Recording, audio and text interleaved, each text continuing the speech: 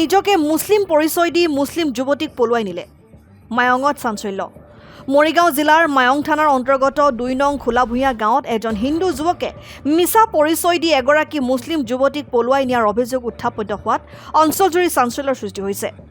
অভিযোগ অনুসৰি লাহৰীঘাট থানাৰ অন্তৰ্গত নগাবদ্ধা গাঁৱৰ সুৰেশ ৰবি দাসৰ পুত্ৰ জয়প্ৰকাশ ৰবি দাসে নিজকে মুছলমান সম্প্ৰদায়ৰ বুলি পৰিচয় দি নুৰুল আমিনৰ ১৯ বছৰীয়া কন্যা মুক্তাহিমা বেগমৰ সৈতে সম্পৰ্ক গঢ়ি তোলে। জানিব পৰা মতে যোৱা ৩ জুনৰ পুৱা প্ৰায় ৩ বজাত যুৱতীগৰাকীক নিজ গৃহৰ পৰা পলুৱাই নিয়ে।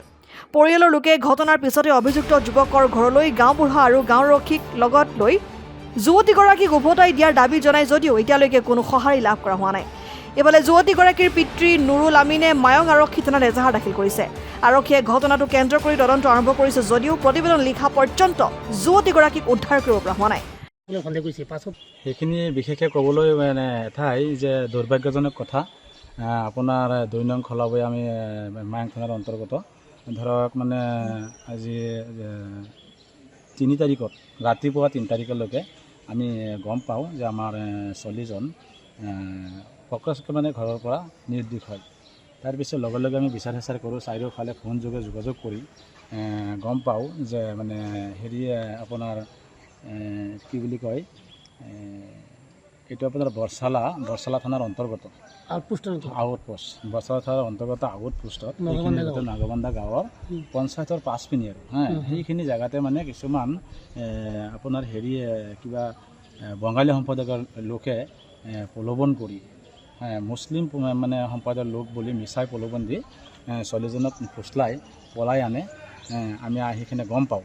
লগে লগে আমি সেই স্থানীয় জেগাৰ গাঁওবুঢ়া আৰু স্থানীয় মানুহৰ লগত লৈ কিনে আমি সোধা পোছা কৰাত তেওঁলোকে স্বীকাৰোক্তি দিয়ে ছোৱালীজনে তেওঁলোকে আনিছে হয়, কিন্তু ল'ৰাজনক আমাক আৰু ছোৱালীজনক উদ্ধাৰ কৰি দিয়া নাই। যাৰ ফলত তেওঁলোকে এটা সময় লৈছিলে যে ২ ঘণ্টাৰ লগে লগে আমি সেই ছোৱালীজনক আপোনালোকক উদ্ধাৰ কৰি দিম আৰু তেওঁলোকৰ নিজ নিজ ল'ৰাৰ ডকুমেণ্টছ আমাৰ তাত আছে। যাৰ ফলত মানে ডকুমেণ্টছ আধাৰ কাৰ্ড, পেন কাৰ্ড, ল'ৰাৰ ফটো অলৰেডি গোটাই ডকুমেণ্টছকেইটা আমাক দিছে, দি পঠাইছে। যাৰ ফলত আমি সেইখিনি লৈ যায় এতিয়ালৈকে মানে তেওঁলোকৰ পৰা কোনো ধৰণৰ মানে সেনেকুৱা মন্তব্য পোৱা নাই যে তেওঁলোকে মানে ছোৱালীজনক আমাক উদ্ধাৰ কৰি দিব।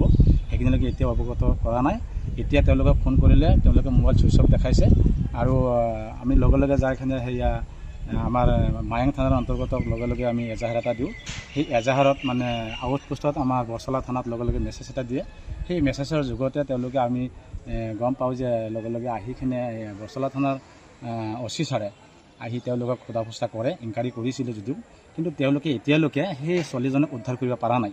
গতিকে দুৰ্ভাগ্যজনক কথা যে বঙালী সম্প্ৰদায়ৰ লোকে আমাৰ মুছলিম ছোৱালীজনক এনেকুৱাই ফুচলাই আনি তেওঁলোকে যে মানে এটা ধৰ্মৰ এটা সংগঠনৰ কথা মানে আচৰিত লাগি গৈছে যেনেবাই সেই কথাখিনি হ'ব নালাগিছিলে। যাৰ জন্য আমি দুখিত। অতি পলমে মানে আমাৰ সেই ছোৱালীজনক মানে উদ্ধাৰ কৰি দিব লাগে।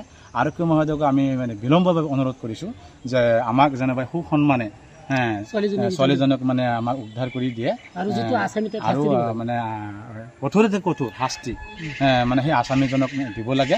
আৰু অন্যথা যেনে মানে সেই এনেকুৱা হ'ব লাগে যে সেই ঘটনাখিনি দেখি নিউজ চেনেলৰ যোগেদিও আমি জনাওঁ যে মানে এনেকুৱা ঘটনা আৰু কোনো মানুহৰ হ'ব নালাগে, কোনো মা দেউতাৰ সেনেকুৱা হ'ব নালাগে, ধৰ্মৰ ওপৰত আঘাত কৰিব নালাগে। গতিকে সেইখিনি কাৰণে আমি বিলম্বভাৱে মানে আৰক্ষী মহোদয়ক অনুৰোধ জনাওঁ।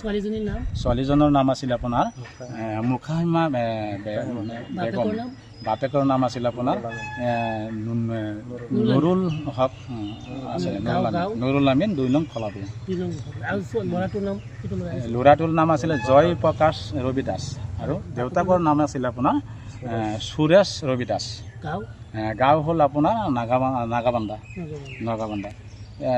আমি এটাই বিচাৰোঁ যে আপোনালোকৰ চেনেলৰ যোগেদি হওক যে এনেকুৱা গোটাই জেগাই এই চেনেলৰ যোগেদি মানে ক'ত আছে ছোৱালীজনে, ক'ত কি কথা ফটো আছে, তেওঁলোকে এজাহাৰ কৰি আছে, তেওঁলোকৰ মানে আধাৰ কাৰ্ড, পেন কাৰ্ড, ডকুমেণ্টছ ফুল ডকুমেণ্টছ আছে।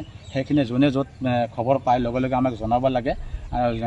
ধৰ্মৰ ভিত্তিতে মানে আমি এটা অৱগত যে আমাৰ ধৰ্মৰ ওপৰত যিখিনি আঘাত পাইছে সমগ্ৰ অঞ্চল লৈ এটা বিয়ৈ পাই গৈছে এনেকুৱা ছিষ্টেমত যে আমি লাজ পাইছোঁ।